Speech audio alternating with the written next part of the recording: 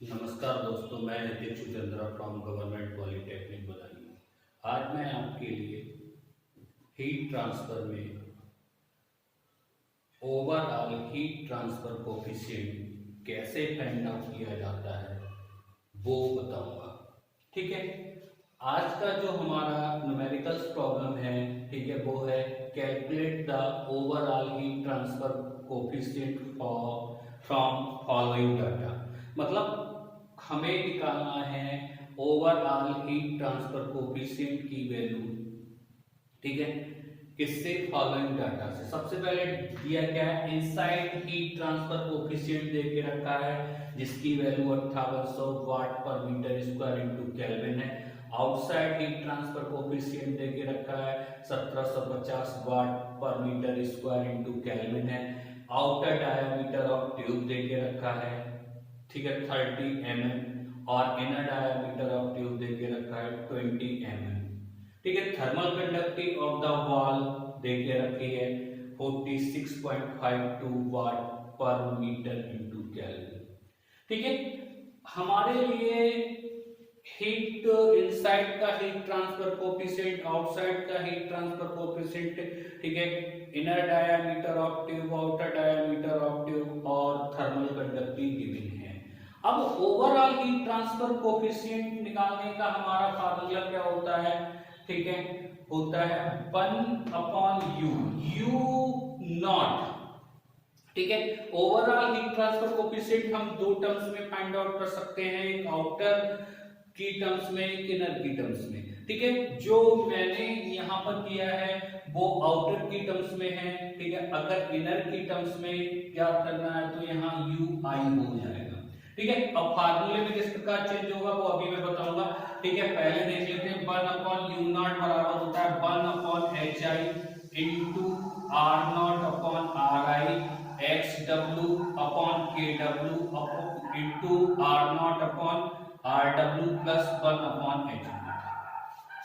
ठीक है, अब जिसकी टर्म्स में हमें ज्ञात करना है, आउटर की टर्म्स में मैंने ये फार्मूला लिखा है, अगर इनर की टर्म्स में लिखते तो क्या होता कि यहां से, ठीक है, जो ए आई या आर आई होता वो ऊपर आर डॉट जैसे मल्टीप्लाई में है वैसे ही आता, और यहाँ पर, ठीक है, जो आर आई से आर आई कैंसिल होता 1/h स्क्रिप्ट रहता है, जैसे यहाँ पर 1/h0 बैठता है।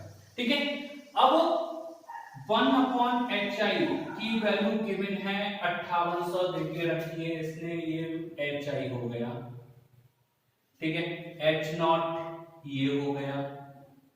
ठीक है, r0, ठीक है, रेडियस ऑफ आउटर डाया, ठीक है, रेडियस ऑफ, ठीक है, outer radius of tube, outer radius of tube.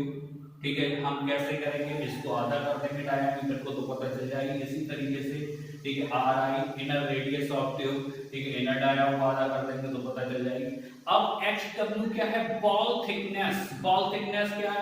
Outer radius में से इनर रेडियस घटा देंगे, बॉल थिकनेस आ जाएगी। ठीक है, F W thermal conductivity of the wall, ठीक है, R W log mean radius, R W log mean radius, R naught हमारा आउट, ठीक है, हमारे outer radius of the tube, ठीक है, 1/h0 की वैल्यू हमें पता है। अब क्या करेंगे, हम एक एक करके सबकी वैल्यू रख देंगे। ठीक है, हमने क्या किया, इस फार्मूले को थोड़ा सा मॉडिफाइड किया, तो 1/hi वाली पहली टर्म्स को ऐसे ही रखा, दूसरी टर्म्स में hw को हमने r0 - ri लिख दिया, और rw को लॉग में रेडियस को तोड़ दिया r0 - ri upon ln r0/ri। इसमें r0 - ri से ये टर्म्स कट गई, ठीक है, और प्लस 1/h0 वैसे ही रखा। ठीक है, अब हमारा जो फार्मूला मॉडिफाइड होके इस फॉर्म में आ गया, 1/u0 बराबर 1/hi into r0/ri plus r0/k0 into ln r0/ri plus 1/h0। ठीक है, अब इसमें मुझे सारी वैल्यू रखनी है। 1/hi, hi की वैल्यू 5800 है, r0 डायमीटर है, तो ये हो जाएगा 15 गुणा 10 की पावर 3 और आर आएगी 10 गुणा 10 की पावर 3 -3। ठीक है, आर नॉट, ठीक है, 15 गुणा, ठीक है, मल्टीप्लाई 10 की पावर -3 और आर डब्ल्यू की 46.52 इंटू ln, ठीक है, 15 मल्टीप्लाई 10 की पावर -3 अपॉन 10 गुणा 10 की पावर -3 1 अपॉन h नॉट 1750। ठीक है, अब इसको कैलकुलेशन करके हमारी यहाँ पर u नॉट की वैल्यू आ जाएगी 1040.85 वाट per metre square into kelvin. ठीक है, अब जो u नॉट आया हमारा, ठीक है, आउटर रेडियस या आउटर डायामीटर के सापेक्ष आया। अगर हम ui निकालते, ठीक है, तो क्या होता, इसकी वैल्यू कुछ ज्यादा आती, क्योंकि हमेशा ही, ठीक है, जो होगा u नॉट a नॉट बराबर u i a i होगा, दोनों की मल्टीप्लाई हमेशा क्या होगी, बराबर होगी। ठीक है, अब जब हम ये निकालेंगे, ठीक है, तो एरिया बड़ा होगा तो ये u नॉट छोटा होगा, जब एरिया कम होगा तो ui बड़ा होगा। ठीक है, हम ओवरऑल हीट ट्रांसफर कोएफिशिएंट को दोनों ही टर्म्स में ज्ञात कर सकते हैं। ठीक है, इनर एंड आउटर।